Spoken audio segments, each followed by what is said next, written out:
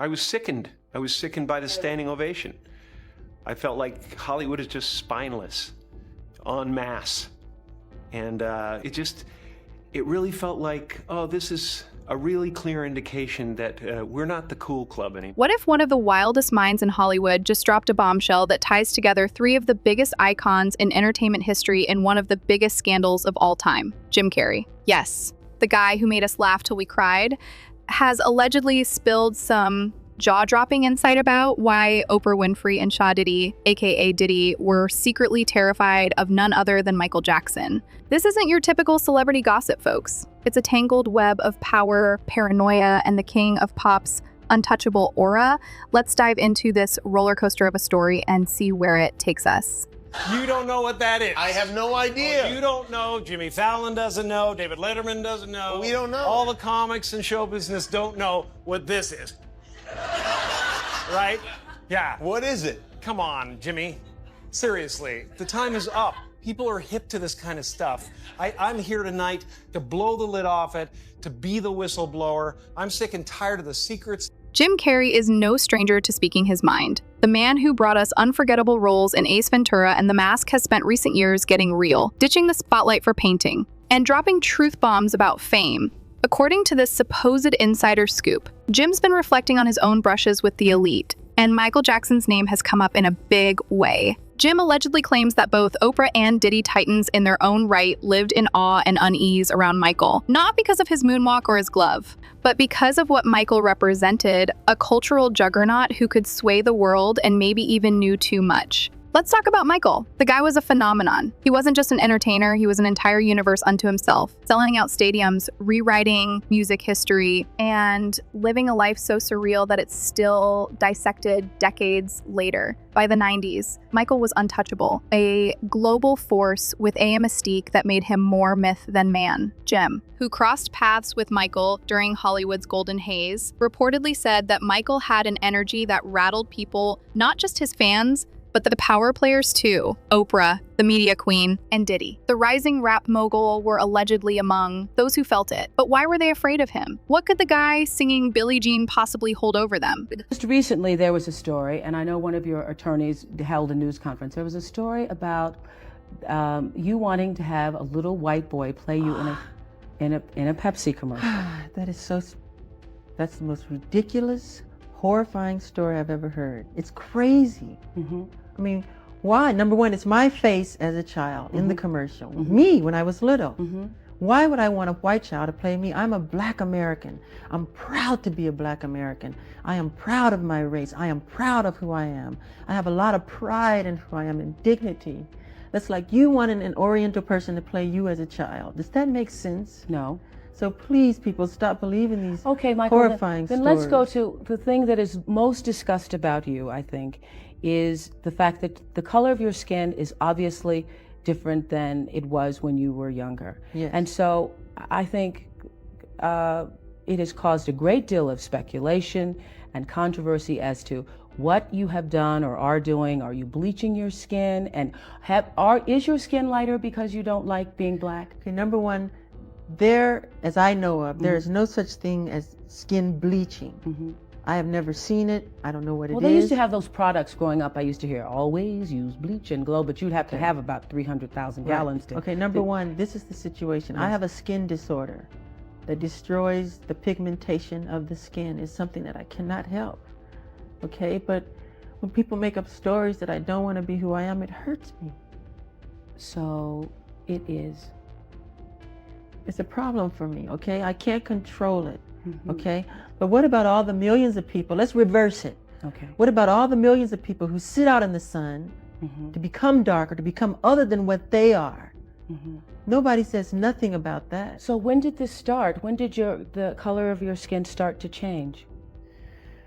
Oh boy, sometime after Thriller, Mm-hmm. around Off the Wall Thriller. And Sometime what did you around there. think? I mean, It's in my family. My father said it's on his side. I can't control it. I don't understand. I mean, it makes me very sad. I don't want to go into my medical history because that's something that's private, but that's the situation here. So please, when people see something like that. I just want to get this straight. You Yeah. are not taking anything to change the color of your skin. Oh God, no. You did not purposely. We're trying to control it, and using makeup evens it out because it makes blotches on the skin, and I have to even out my skin. But you know what's funny? Why is that so important? You know, that's not important to me. I'm a great fan of art. I love Michelangelo. If I had a chance to talk to him or read about him, I would want to know about what inspired him to become who he is, the anatomy of his craftsmanship, not about who he went out with last night or why he decided to sit out in the sun so long. What's wrong with, I mean, that's what's important. Yeah, we weren't wealthy, but we weren't poor. My father always prepared for the family, as well as my mother. Always wonderful. And that's very important. They made sure we, got the right things for ourselves. Strong parents are, I think, are very important, especially in our situation. Well, on stage for me was home. I was most comfortable and still most comfortable on stage. But once I got off stage, I was like very sad. Really? Yes. And sad from the beginning? Sad since it first started, since the fame? Lonely, sad, having to face with popularity and all of that. Let's get into Oprah's side of the story. She built an empire on her connection-driven interviews, making her a household name. In 1993, she sat down with Michael Jackson at Neverland for a primetime special that pulled in 90 million viewers. It was huge. Michael opened up about his skin, his childhood, and his solitude. It was raw. But Jim Carrey allegedly hinted that beneath Oprah's calm, respectful exterior, there was a sense of fear toward Michael. Why? Because Michael was a wild card. Oprah thrived on transparency, but Michael thrived on mystery. And that, my friends, allegedly spooked Oprah. Michael was someone she couldn't fully read or control. It was a clash of titans. Out of singing, wait.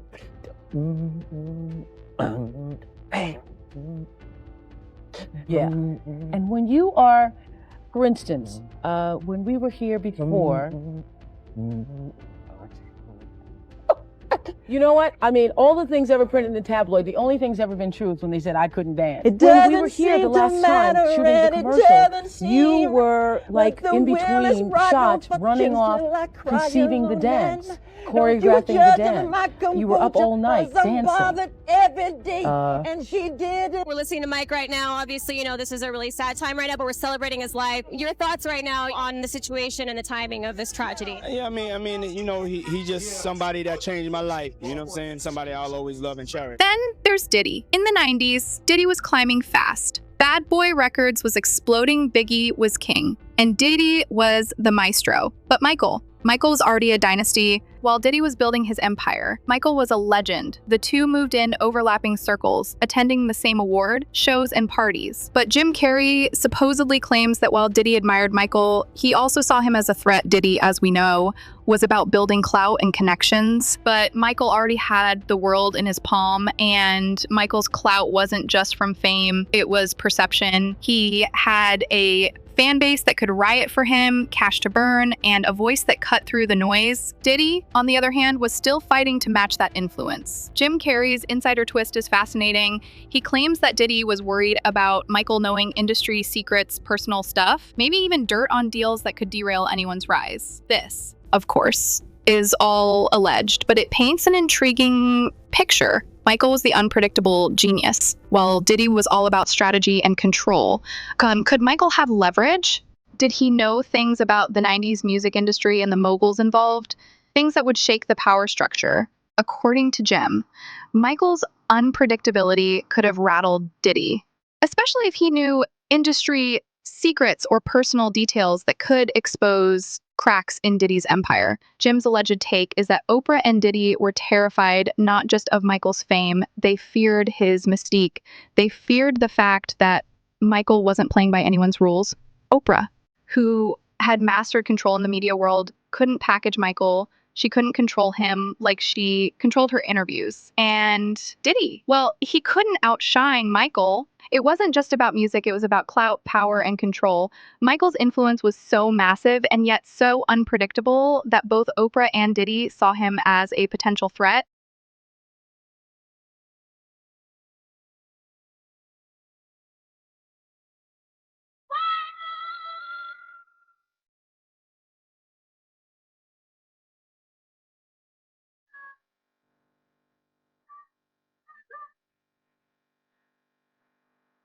Now, let's talk about Michael's potential to unravel the very industry that adored him. What if he knew things that no one else knew? Jim Carrey, allegedly speaking from his own history with Michael, suggests that there was something about Michael that made everyone, even the biggest moguls, pause, and maybe that's what really terrified Oprah and Diddy. Michael was a wild card. He had the power to shift narratives, to destroy the structures that were so carefully built by people like Oprah and Diddy. So, is this all just a fever dream? Jim Carrey's alleged spin on Michael Jackson's relationship with Oprah and Diddy certainly makes for a fascinating story, but there are no recordings, no quotes. All we have are supposed sources claiming that Jim spoke about this. Maybe he's romanticizing Michael's legacy after all. Jim and Michael shared some laughs in Hollywood. And Jim has been known to praise Michael as a martyr for fame. Michael was a man of contradictions. He was not beloved yet scorned. He was a genius, but also a man crushed by the scrutiny of fame. Did Oprah and Diddy fear him? Or did Jim simply use Michael's legacy to jab at the power structures he so openly criticized? Now, Oprah and Diddy are actually friends, as they've been spotted together plenty of times. They've attended charity events, been spotted at award shows, at Diddy's infamous parties, and Oprah even had him as a guest on her talk show back in the day. But when he was a guest, it was just... Whether or not Oprah and Diddy truly feared Michael Jackson's power is still up for debate. Jim Carrey's alleged comments paint a picture of two moguls worried about their own control in the wake of Michael's cultural juggernaut. But maybe it's not just about fear, it's about respect. Michael Jackson, for all his eccentricities, commanded something neither Oprah nor Diddy could replicate: untouchable power. And that, in the end, is what made him a legend. So let's ask the big question. Did Oprah and Diddy really fear Michael Jackson, or was Jim Carrey just spinning a tale? Leave your thoughts in the comments below, and don't forget to hit that like button. We'll be back next time to dive into more wild theories and Hollywood gossip. Stay tuned and stay curious.